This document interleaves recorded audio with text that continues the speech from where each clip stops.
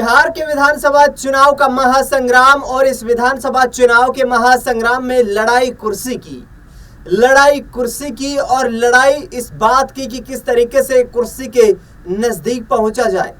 दरअसल पिछले 20 साल के नीतीश कुमार के साम्राज्य को उखाड़ पाना कांग्रेस पार्टी और आरजेडी के लिए एक पत्थर की लकीर दिखाई दे रही है, जिसको लेकर के लगातार ये राजनीतिक दल कहीं ना कहीं चिंतन मंथन कर रहे हैं।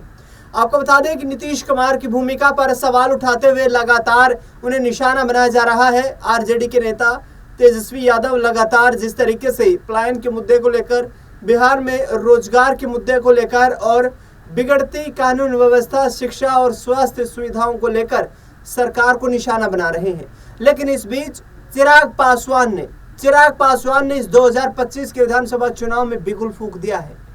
जमुई से सांसद अरुण भारती, जो कि चिराग पासवान की पार्टी के नेता हैं, उन्होंने साफ तौर पर कहा है कि चिराग पासवान अब विधानसभा का चुनाव लड़ने वाले हैं। इससे पहले चिराग पासवान ने साफ तौर पर कहा था कि मैं अपनी भूमि, अपनी माता यानी कि बिहार की सेवा करना चाहता हूं, बिहार के लोगों के लिए काम करना चाहता हूं, और ऐसे में उन्होंने बिहार का विधानसभा चुनाव लड़ने की इच्छा जाहिर की थी।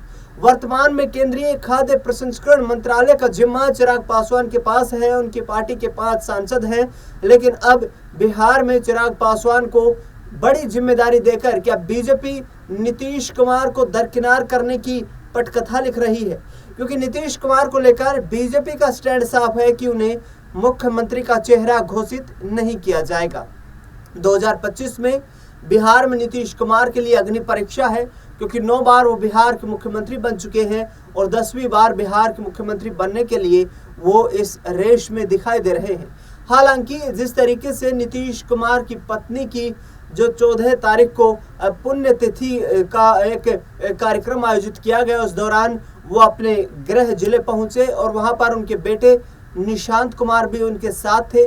निशांत कुमार को लेकर के उनके कार्यकर्ताओं ने निशांत कुमार को बिहार का भविष्य बताया और ये कहा कि हमारा नेता कैसा हो, निशांत भैया जैसा हो, बिहार का मुख्यमंत्री कैसा हो, निशांत भैया जैसा हो। ये नारे हमने वहां पर देखे, वहां पर आम लोगों की तरफ से, जेडीयू के कार्यकर्ताओं की तरफ से ये नारे लगाए गए। दरअसल आपको बता दें कि चिराग पासवान ये कोशिश कर रहे हैं कि लोकसभा चुनाव में उनकी पार्टी को जिस तरीके से जो बहुमत मिला है, जिन 5 सीटों पर उन्होंने चुनाव लड़ा, 5 की 5 सीटें जीतने में कामयाबी हासिल की। ऐसे में नीतीश कुमार का खेल बिगाड़ने का काम क्या इस बार चिराग पासवान करते हुए नजर आएंगे, ये सबसे बड़ा सवाल है। क्योंकि 2020 के विधानसभा चुनाव में बिहार में इंडिया गठबंधन नहीं था, उस दौरान महागठबंधन हुआ करता था और महागठबंधन को टक्कर देते हुए नीतीश कुमार की पार्टी ने 115 सीटों पर चुनाव लड़ा, बीजेपी ने 100 सीटों पर चुनाव लड़ा। नीतीश कुमार के खाते में महज 43 सीटें जीतने में वो कामयाब रहे।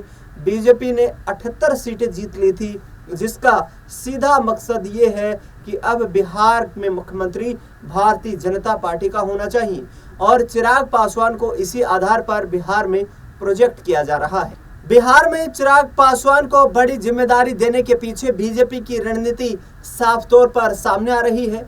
बीजेपी चाहती है कि 2025 में यदि नीतीश कुमार की पार्टी 20 से 25 सीटों पर सिमट कर रह जाती है, तो ऐसे में और चिराग पासवान की पार्टी को यदि 25 सीटों पर भी चुनाव लड़वाया जाता है, क्योंकि जो एनडीए में सीट शेयरिंग का फॉर्मूला सामने आ रहा है वो कुछ इसी प्रकार से है कि 100 सीटों पर बीजेपी चुनाव लड़ सकती है, 100 सीटों पर ही यहाँ पर जेडीयू को चुनाव लड़वाया जा सकता है, 25 सीटें चिराग पासवान को दी जा सकती हैं, 7 सीटें उपेंद्र कुशवाहा की पार्टी को दी जा सकती है और 9 सीटें हिंदुस्तान यहाँ पर आवाम मोर्चा जो कि जीतन राम मांझी है उनकी पार्टी को दी जा सकती है। दरअसल इस तरीके से कुछ सीट शेयरिंग का फॉर्मूला एनडीए का होने वाला है। नीतीश कुमार को सीधे सीधे जिन 15 सीटों का नुकसान हो रहा है, वो 15 सीटें यहाँ पर चिराग पासवान के कैंडिडेट्स उन पर उतरते हुए नजर आ सकते हैं। दूसरी ओर आपको बता दें कि जीतन राम मांझी के बेटे संतोष सुमन, जो कि बिहार सरकार में कैबिनेट मंत्री हैं, उनका साफ तौर पर कहना है कि बिहार में इस साल होने वाले विधानसभा चुनाव में उनकी पार्टी 243 की 243 सीटों पर चुनाव लड़ने की तैयारी कर रही है। उनकी पार्टी इस तरीके से यहाँ पर रणनीतियां बना रही है। उनके कार्यकर्ताओं में जो विश्वास है, जो उत्साह है, वो इस कदर है कि हमें 243 सीटों पर चुनाव लड़ने के लिए तैयार रहना चाहिए। आपको बता दें कि जीतन राम मांझी लगातार जिस तरीके से दलितों के राजनेता के तौर पर अपने आप को बिहार में स्थापित करने की कोशिश कर रहे हैं, वो नीतीश कुमार के लिए एक बड़ी मुश्किलें साबित हो सकते हैं। दूसरी तरफ रोजगार प्लान के मुद्दे को लेकर बिहार के पूर्व डिप्टी सीएम और आरजेडी के दिग्गज नेता तेजस्वी यादव इन दिनों पूरे बिहार में चक्कर लगा रहे हैं। कांग्रेस पार्टी से उन्हें भरपूर समर्थन मिल रहा है। राहुल गांधी जातीय जनगणना की बात कर रहे हैं कि जातीय जनगणना के आधार पर ही बिहार में अब नौकरियों का जो 50% का बैरिकेड है उसको हटाएगी महागठबंधन की सरकार और बिहार में उसी आधार पर नौकरियां दी जाएंगी।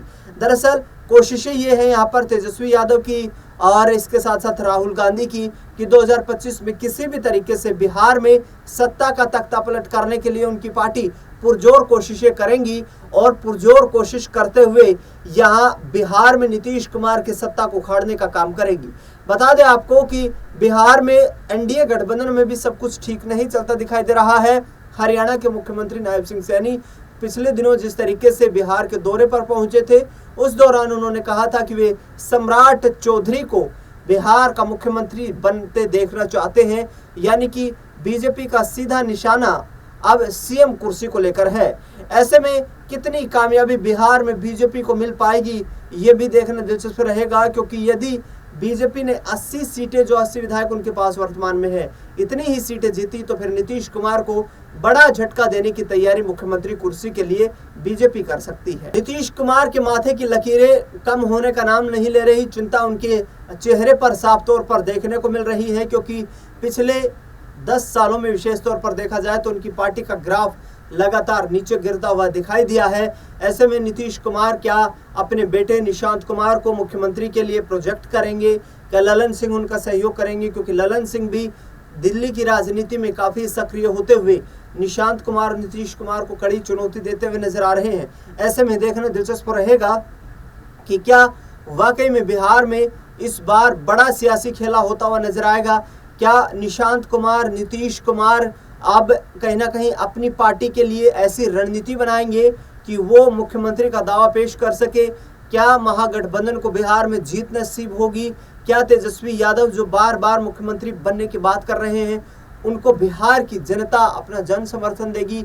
ये तमाम सवाल खड़े हो रहे हैं। राहुल गांधी की बिहार में बढ़ती सक्रियता, बढ़ती लोकप्रियता किस कदर इंडिया गठबंधन को फायदा पहुंचाएगी?